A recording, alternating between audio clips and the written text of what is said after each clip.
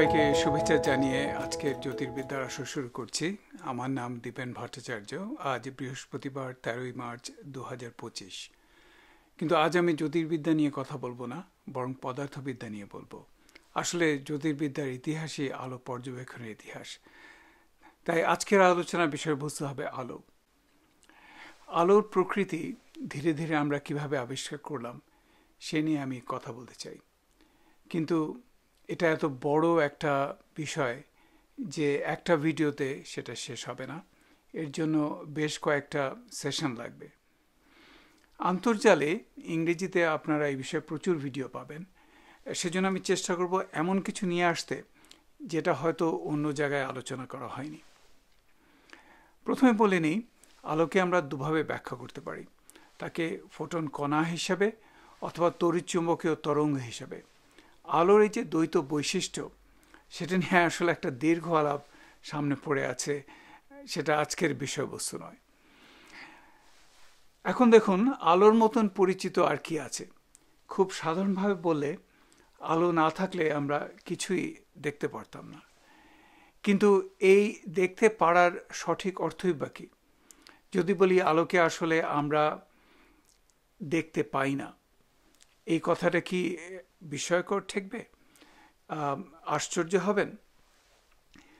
কিন্তু আলোক কণাকে বা আলোক তরঙ্গকে আসলেই আমরা দেখতে পাই না। আলোকে আমরা ব্যবহার করি বিশ্বকে দেখার জন্য, একটি বস্তুর প্রতিচ্ছবি আমাদের মনে সৃষ্টি করার মধ্য দিয়ে। আলো একটি বস্তুর উপর পড়ে এবং সেখান থেকে প্রতিফলিত হয়ে আমাদের চোখে পৌঁছায়। তাই কোনো বস্তুকে দেখতে হলে তার উপর আলো ফেলতে হবে। কিন্তু যে আলোক কণা বা তরঙ্গ প্রতিফলিত হয়ে আমাদের চোখে পৌঁছায়, তার শক্তি এই যে চোখের পিছনে রেটিনার অণুপরমাণুর ইলেকট্রনে সঞ্চারিত হয় এবং এই প্রক্রিয়ায় ফোটনে বলুন কি আলোক তরঙ্গই বলুন, তার অস্তিত্ব সেখানে শেষ হয়ে যায়, মানে মৃত্যু হয় এক অর্থে আলোর। ফলে ফোটনের নিজস্ব আকৃতি বা রূপ সরাসরি দেখা সম্ভব হয় না, বরং রেটিনায় আলোকৃত আসলে তৈরি করে যে তড়িৎ, সেটা আমাদের মস্তিষ্কে পৌঁছায় এবং যে বস্তু থেকে আলো প্রতিফলিত হয়েছে সেই বস্তুর একটা মডেল আমাদের মস্তিষ্কে তৈরি করে। জার্মান দার্শনিক ইমানুয়েল কান্ট প্রায় 200 বছর আগে এভাবেই ভেবেছিলেন যে বিশ্বকে বুঝতে আমাদের মন আগে থেকে একটা পন্থা অবলম্বন করে, অর্থাৎ আমাদের বাইরের জগতের যে অভিজ্ঞতা, সেটা আমাদের মনে মস্তিষ্কের একটা পূর্ব নির্ধারিত কিছু গঠনের উপর নির্ভর করে।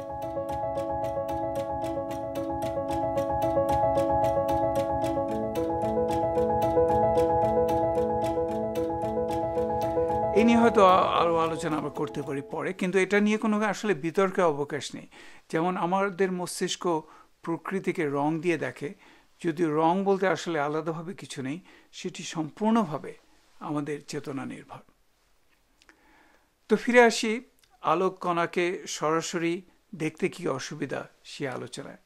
আমি বলেছি বস্তুকে দেখতে তার উপর আলো ফেলতে হবে, তার থেকে আলো প্রতিফলিত হয়ে আসতে হবে। তাহলে আলোকে দেখতে হলে তার উপর আলো ফেলতে হবে, কিন্তু আলো সাধারণত আলোর সাথে বিক্রিয়া করে না।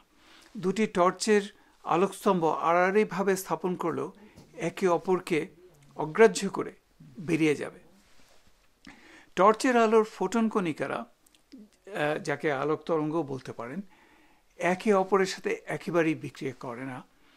তবে বিক্রিয়া করে না যে এমন না, কিন্তু এই বিক্রিয়া খুবই ক্ষণস্থায়ী এবং এতে শক্তি বা ভরবেগের আদান প্রদান বিশেষভাবে হয় না।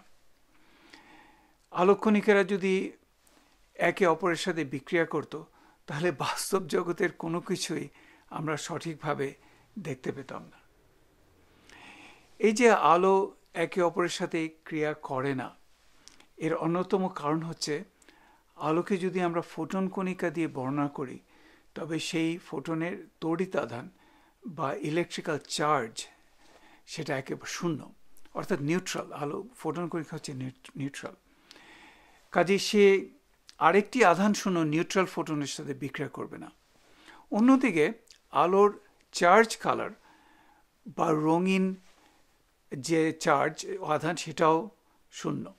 রঙিন আধার বা চার্জ কালার স্ট্রং ফোর্স ইন্টারাকশনের জন্য দরকার। এবং এই যে স্ট্রং ফোর্সের জন্য কালার ফোর্স বা কালার চার্জ, সেটা ইলেকট্রিক্যাল চার্জ থেকে ভিন্ন, সেটাও তার নেই। কাজে সেই অর্থে সে স্ট্রং ফোর্স দিয়েও বিক্রিয়া করে না। আবার উইক ফোর্সকে ধরুন, উইক আইজোস্পিন বা উইক হাইপার চার্জও তার নেই, সেটাও শূন্য। কাজে দুর্বল মিথস্ক্রিয়া বা উইক ফোর্সের মাধ্যমেও আলো একে অপরের সাথে বিক্রিয়া করবে না।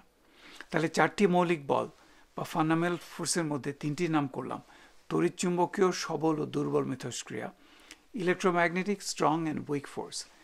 এই 4টি বল নিয়ে প্রকৃতির প্রায় সমস্ত ক্রিয়ারই ব্যাখ্যা করা যায়।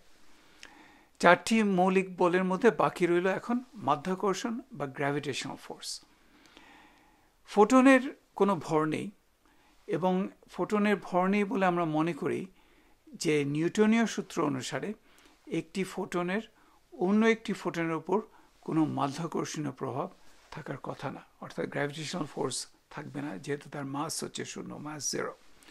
কিন্তু আইনস্টাইনের মহাকর্ষীয় সূত্রে ফোটনের ভর 0 হওয়া সত্ত্বেও তার শক্তি ও ভরবেগ আছে, এবং সেটি স্ট্রেস এনার্জি টেন্সারে একটা অবদান রাখতে পারে। তার গ্র্যাভিটেশনাল ফোর্স সেইভাবে সে করতে পারে। স্ট্রেস এনার্জির টেন্সার তাহলে স্থানকাল বক্রতার উৎস। কাজে বহিরাগত কোনো ফোটন সেই জিওডেসিক বা বক্রপথে যেতে পারে। সেই ক্ষেত্রে কাজে এই ক্ষেত্রে আলো মানে অন্যভাবে প্রভাবিত করতে পারে, কিন্তু এটার প্রভাব এতই ক্ষীণ যে আমাদের গবেষণাগারে কি মহাবিশ্বে এটা ডিটেক্ট করা বলতে গেলে এই মুহূর্তে অসম্ভব। কিন্তু তার মানে এই নয় যে ফোটন অন্য ফোটনের সঙ্গে একেবারেই বিক্রিয়া করবে না। কোয়ান্টাম ইলেকট্রোডাইনামিক্স অনুযায়ী একটি ফোটন সাময়িকভাবে একটি ভার্চুয়াল বা অলিক ইলেকট্রন পজিট্রন জোড়ায় রূপান্তরিত পারে, খুব অল্প সময়ের জন্য। হাইজেনবার্গ অনিশ্চয়তা নীতি অনুসরণ করে, হাইজেনবার্গস আনসার্টেনিটি প্রিন্সিপাল, এটা এক ধরনের ভ্যাকিউম পোলারাইজেশন। তো অন্য একটি ফোটন এই ভার্চুয়াল অলিক ইলেকট্রন পজিট্রন জোড়ার সাথে মিথস্ক্রিয়া করতে পারে। তার মানে দুটি ফোটন পরোক্ষভাবে এই যে ভার্চুয়াল ইলেকট্রন পজিট্রন পেয়ার তার সাথে একে অপরের সাথে মিথস্ক্রিয়া করতে পারে। এটাকে লাইট বাই লাইট স্ক্যাটারিং বলা হয়, বা আলো আলো আলো বিচ্ছুরণ করা বলা যেতে পারে। কিন্তু আবার এটা একমাত্র আমরা খুব উচ্চ শক্তি সম্পন্ন কণা ত্বরক যন্ত্রে এই ধরনের বিচ্ছুরণকে আমরা ধরতে পারি। সাধারণ জীবনে এটা দেখা যায় না। এত কথা বললাম এই জন্য যে টর্চের ফোটনের শক্তি এতই কম যে আলো আলো বিচ্ছুরণ হওয়ার সম্ভাবনা সেখানে একেবারেই নেই। শেষাবধি যেটা বলতে চাইছিলাম যে আলোক, সেটা ফোটন কণিকাই হোক কি সেটা তরঙ্গই হোক, সেটা আমাদের রেটিনায় শোষিত হয়ে যায় এবং এই প্রক্রিয়ায় ফোটন তার অস্তিত্ব হারায়। ফলে ফোটনের আকৃতি বা রূপ সরাসরি দেখা সম্ভব নয়। আমরা সেটার অস্তিত্ব বৈশিষ্ট্য পরোক্ষভাবে শনাক্ত করতে পারি এবং বিভিন্ন এক্সপেরিমেন্টের মাধ্যমে। আজ এটুকুই বলে শেষ করি। আলো নিয়ে আরও কথা বলার আছে, কিন্তু সেটা সামনে আসবে। আজকে আপনারা যে যেখানে আছেন ভালো থাকুন, সবাইকে শুভেচ্ছা জানিয়ে